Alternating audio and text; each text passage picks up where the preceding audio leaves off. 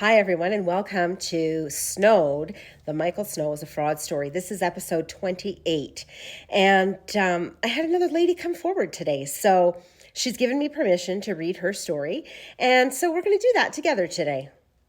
She reached out to me and she says, "Hi, Shelley. I've been following you on Facebook and TikTok for a while now, and I thought I would reach out and tell you about my brief interaction with Michael. I had been voluntarily single for a few years and was receiving extreme pressure from my friends to get back to dating. It was mid-2020, I think August or September, and I had been battling a severe lung problem, not COVID, during the pandemic, which was a special kind of hell on its own. I was in and out of hospital a few times trying to get the issue under control, so basically I was not in the mood to tolerate shit from anyone. I got on to Plenty of Fish, and it was instant regret. I felt like a piece of meat in a piranha tank." Isn't that the truth?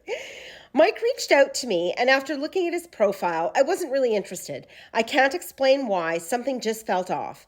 My friend told me to just talk to him. He has some things in common with me, and you never know. His profile said he flew for stars, and we all know that's a lie. And I work in EMS healthcare. He doesn't look at all familiar, but I don't know everyone in the field. I chat with him for a bit and agree to meet with him. He seems okay, but I'm not really feeling a connection. Again, I am being pressured by friends. He wants to come to pick me up at my house, but I refuse. I have a hard rule about no strangers in my home. I had both my kids living at home at that time, and that's an immediate no. He seemed slightly annoyed, but respects my boundary. We agreed to meet at Chapter's parking lot in Regina and to go for a ride on his motorcycle. I arrived and brought my own helmet. He was surprised as he had brought one for me to use. That would have been mine. We drove to Belle Plaine and had lunch at the restaurant there. He paid. He talked a lot, but didn't really seem interested in getting to know me or letting me talk. Then suddenly he was in a hurry to leave, so we left, drove back to Regina, and went our separate ways. We messaged a bit, and I really wasn't interested, but he was quite persistent. I ended up blocking him on the app and on my phone. Some time passes, a couple of months maybe, and I try a different dating app, Bumble, and lo and behold, there he is, because he's on all of them. He sees me and uses a different number to reach out to me and begs me to unblock him.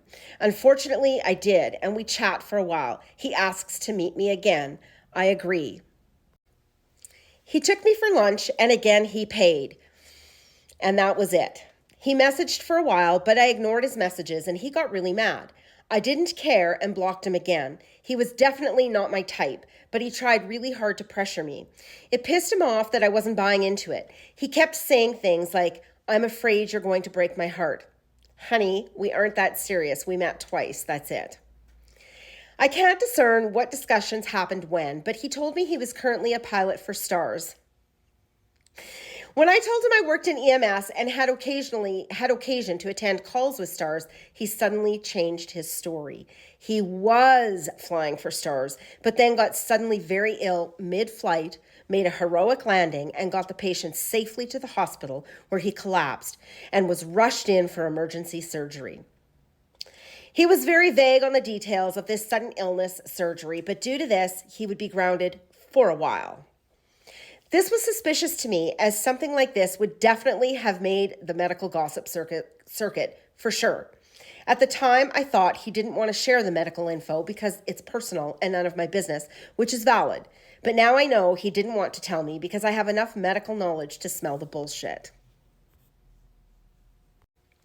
He did tell me he was American and was former military. I can't recall what exactly, but the topic of politics came up, and I said something he didn't like about Trump, and he got very offended. He said, "You know I'm American, right?"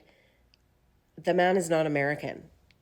He was born in Canada, and he's not former military. He told me he was divorced with 2 kids, I think, an adult son and an adult daughter, and had grandkids, but I can't recall how many. He's got 2 grandkids that he's never seen and never met. He said he was driving trucks sometimes for his son to help him out and to pass the time, but he really had enough money that he could manage just fine without flying. He doesn't fly. He owned property and businesses, and he had a good income. I don't really recall any details. He really liked to brag about himself. But I found it off-putting and mostly tuned this out. He told an elaborate story about his transgender friend who ended up committing suicide. But in the story, he just sounded transphobic and horrible, which is the truth. He is. At one point, I had told him I rarely drank, and he said he rarely drank, which was a lie, of course. But also, while we were texting, he was often drinking or drunk. He would get extremely pushy and vulgar and send naked pictures. He sent me a picture of his penis at one point to show me all his piercings, which weren't his. The tile shower pic was not shared with me, nor was he ever at my home, let alone my shower. Laughy face. So shower lady, if you're out there, we're still waiting for you to step up to the plate. Several of the pictures you share are familiar to me, including the one with the instruments. So I found that all very interesting, and you can see the similarities in lots of these women's stories. It's all very similar. I fly for stars. I don't drink. I'm so Mr. Wonderful. I'm American. I have money. I have businesses. I have all this stuff, and it's all blatantly a lie.